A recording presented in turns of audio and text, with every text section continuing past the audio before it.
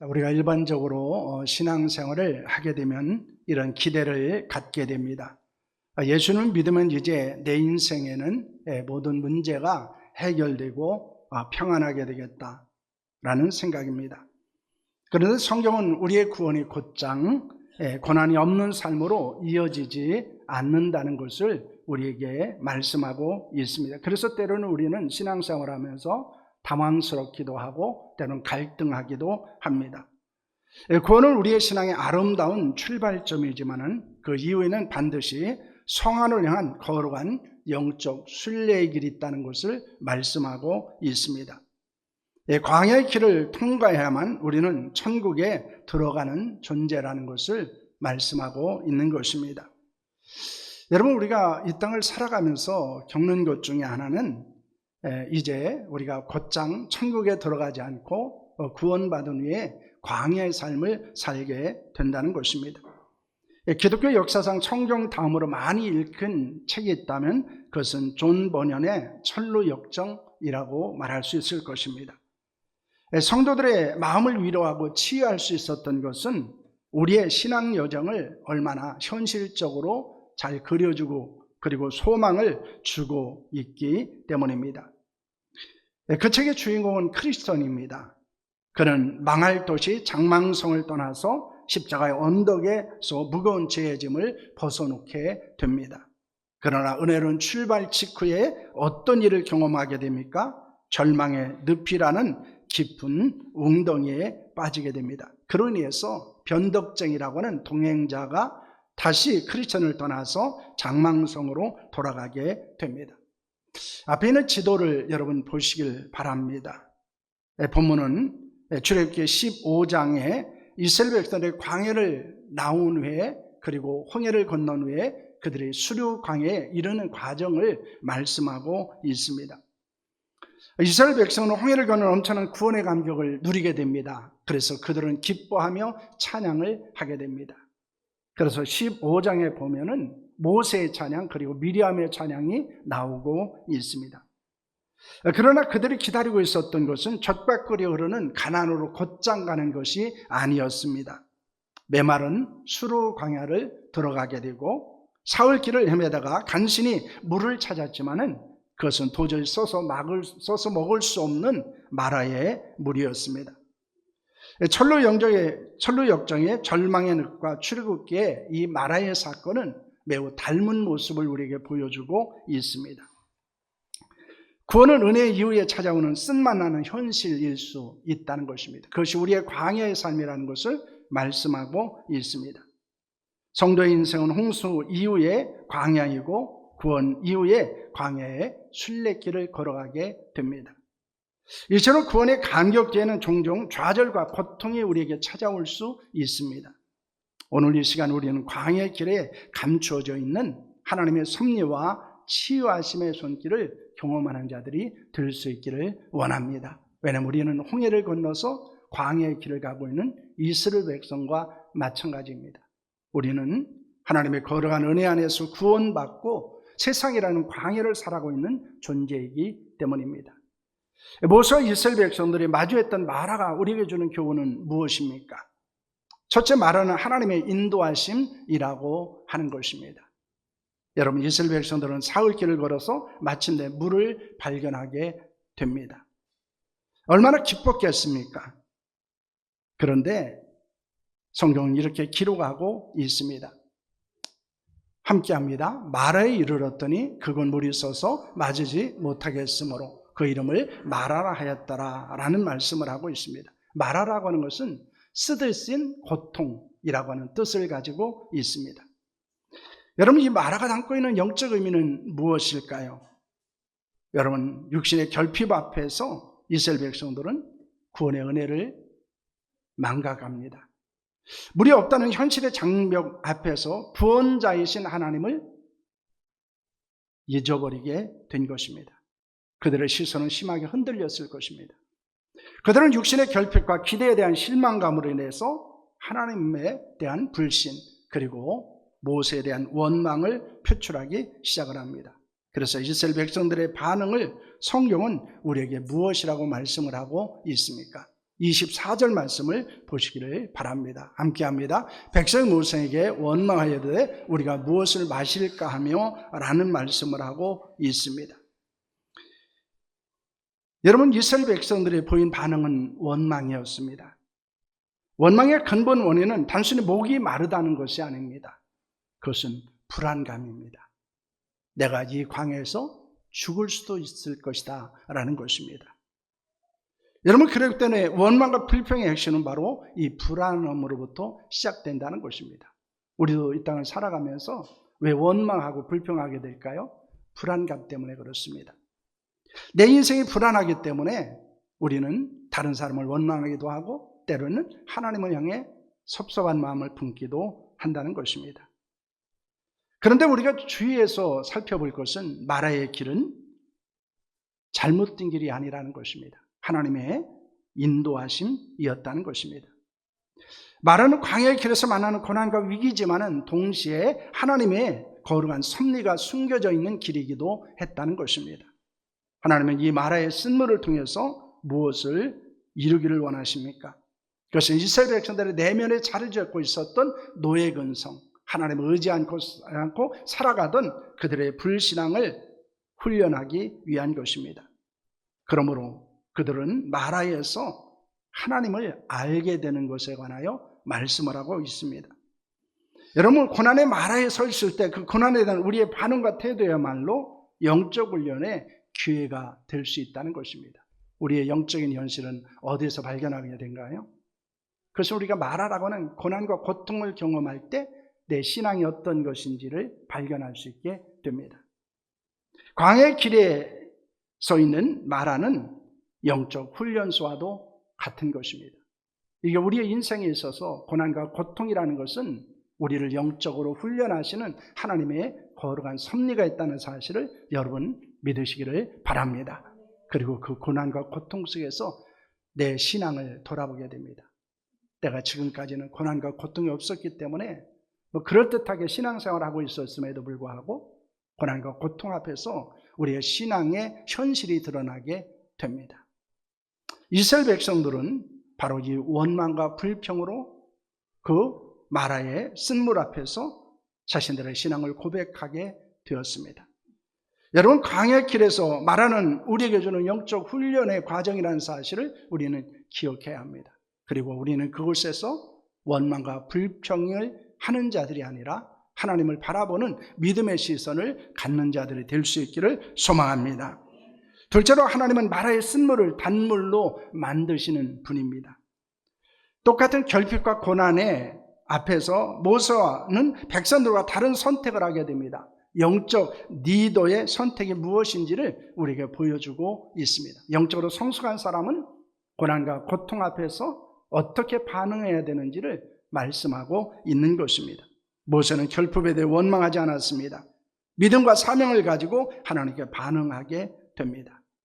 여러분, 모세는 어떻게 반응하게 될까요? 오늘 25절 말씀을 보시면 이렇게 말합니다. 모세가 여호와께 부르짖었더니 라는 말을 합니다. 모세가 여호와께 부르짖었다 라고는 이 말의 의미는 무엇입니까? 이것은 하나님 앞에 기도했다는 것입니다. 이스라엘 백성들은 원망했습니다. 불평했습니다. 모세는 기도했습니다. 여러분, 이것이 우리가 도전을 주고 있는 신앙적인 반응이라는 것입니다. 여러분은 고난과 고통 앞에서 어떻게 반응을 하고 있습니까? 여러분, 원망하고 불평하고 있습니까? 좌절하고 낙담하고 있습니까? 아니면 하나님 앞에 기도하고 있습니까? 그 고난과 고통을 기도의 제목으로 삼는 성도들이 될 수 있기를 소망합니다.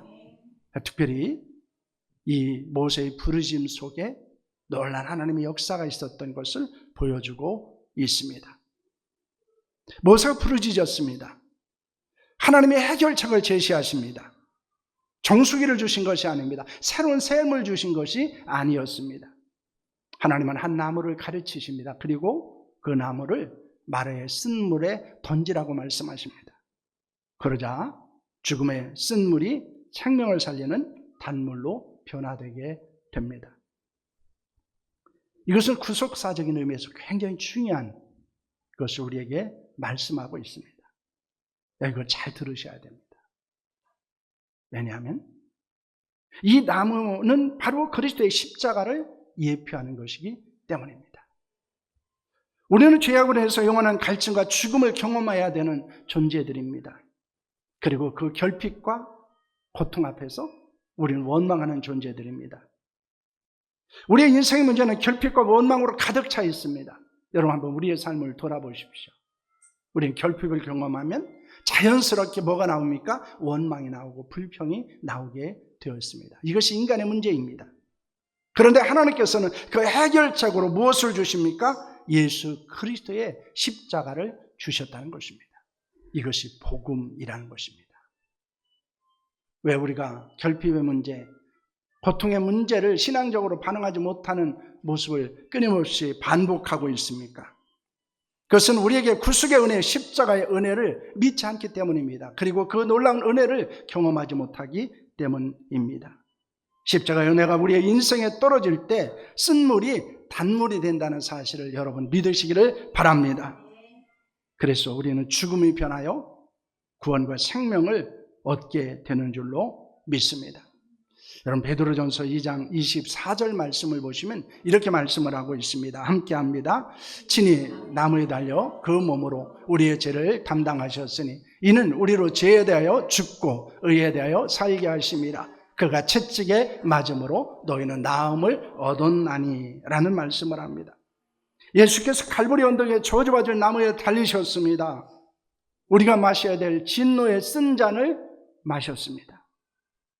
그 십자가 우리의 내면에 던져질 때 치유와 회복이 일어난 줄로 믿으시기를 바랍니다. 우리의 인생의 진정한 변화는 결심에 있지 않습니다.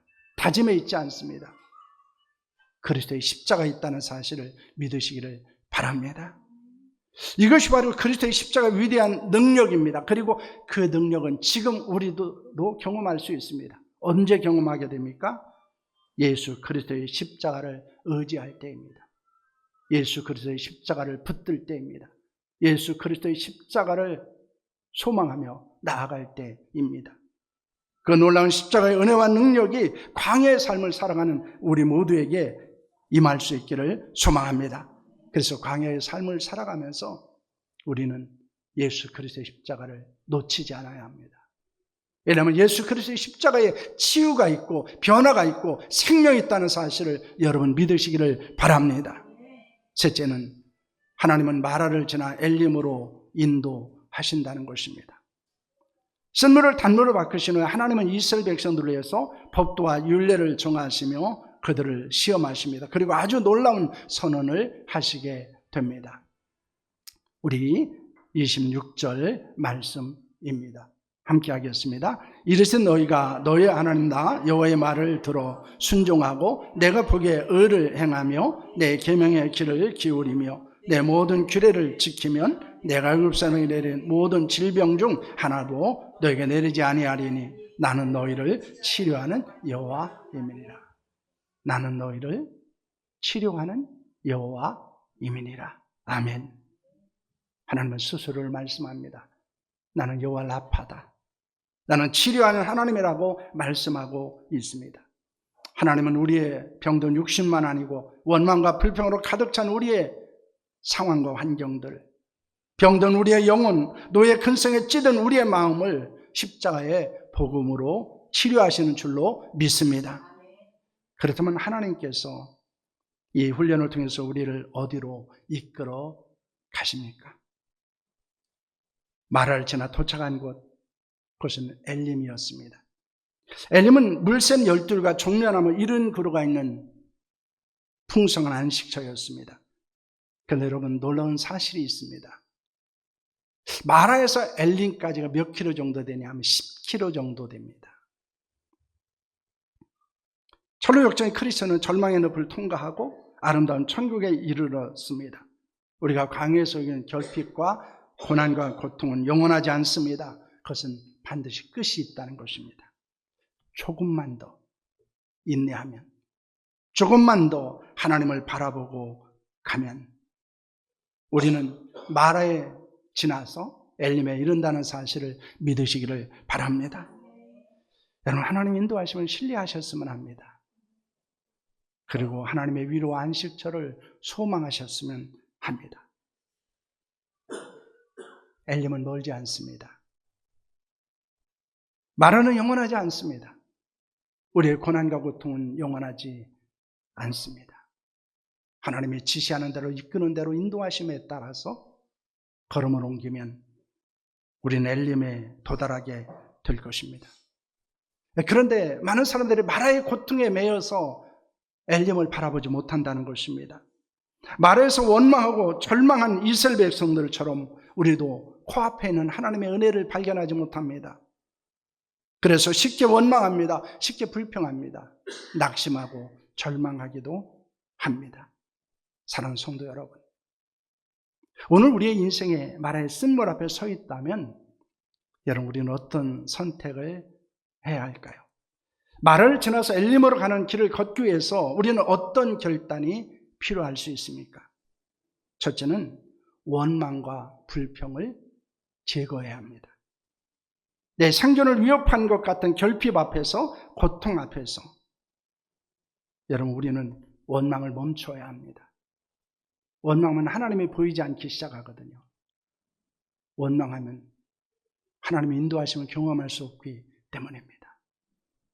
그러므로 원망과 불평은 불신앙과 불순종의 선택이라는 것을 여러분 믿으시기를 바랍니다. 우리는 그런 습관적인 원망과 불평이 우리의 몸에 배일 수 있다는 거예요. 그때 우리는 그것을 멈추셔야 합니다. 오늘 글을 읽어보니까 원망과 불평의 브레이크를 잡으라, 이런 표현을 하기도 합니다. 그때 멈추셔야 한다는 것입니다. 우리 안에서 원망과 불평이 나오면 멈추셔야 합니다. 그래야 하나님의 인도하심을 경험해요. 그래야 마라에서 머물지 않고 어디로 나갈 수 있습니까? 엘림으로 나갈 수 있습니다. 둘째는 기도와 간구로 나가야 합니다. 이스라엘 백성들은 문제를 끌어안고 원망과 불평하지 않아야 합니다. 모세처럼 그 문제를 끌어안고 엎드려야 합니다. 하나님 앞에 나가야 합니다. 기도해야 합니다. 부르짖어야 합니다. 그럼 우리는 마라에서 엘림으로 갈 수 있습니다. 많은 사람들이 마라에 머무른 이유는 다른 데 있지 않아요. 하나님 앞에 기도하지 않기 때문입니다. 그 문제를 끌어안고 하나님 앞에 엎드리지 않기 때문입니다. 여러분, 기도는 신앙과 순종의 선택이라는 사실을 여러분 믿으시기를 바랍니다. 그래야 엘림으로 향해서 나갈 수 있습니다. 셋째는 그리스도의 십자가의 은혜와 능력을 구해야 한다는 것입니다. 내 삶의 쓴물을 단물로 바꿀 수 있는 유일한 해결책은 예수 그리스도의 십자가밖에 없다는 사실을 믿으시기를 바랍니다. 그리스도의 십자가는 쓴물을 단물로, 원망과 불평을 감사와 평안으로 인도한다는 사실을 여러분 믿으시기를 바랍니다. 우리가 그리스도의 십자가를, 은혜를 안다고 하지만은 막상 우리가 마라와 같은 고난과 고통을 겪게 되면은 잊고 살아가는 것이 그리스도의 십자가입니다. 그 십자가가 얼마나 큰 우리에게 의미가 있는지, 능력이 있는데 역사가 일어나는지를 잊게 됩니다.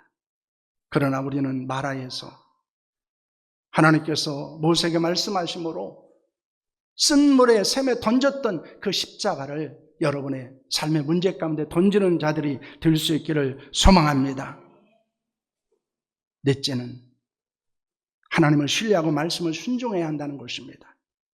열 아파 치료하신 하나님을 계속해서 경험할 수 있는 길은 다른 데 있지 않습니다. 하나님의 말씀에 순종하고 하나님의 보시기에 의를 행하고 하나님의 계명에 귀를 기울이는 자들이 되어야 한다는 것입니다. 우리의 인생은 광야입니다. 그러나 우리에게는 그리스도의 십자가가 있습니다. 그 십자가가 우리를 쓴물로, 단물로 변하게 하실 것입니다.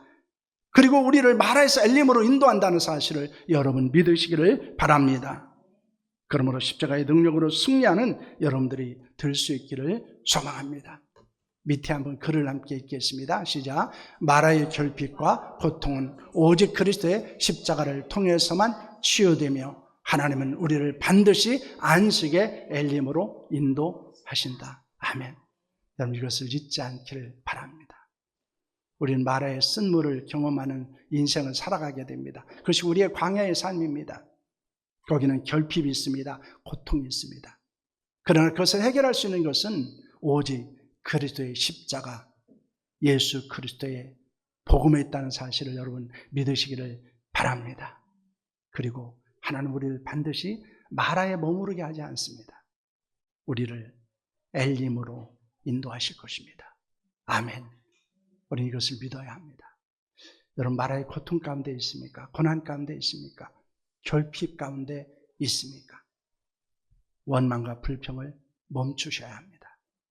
그리고 그리스도의 십자가를 의지함으로 광야의 길을 한 걸음 한 걸음 나아가는 저와 여러분들이 될 수 있기를 축원합니다. 그래서 하나님께서 우리의 걸음을 인도하셔서 엘림에 이르게 하시고 그곳에서 우리에게 주시는 안식과 평안을 누리는 자들이 될 수 있기를 축원합니다.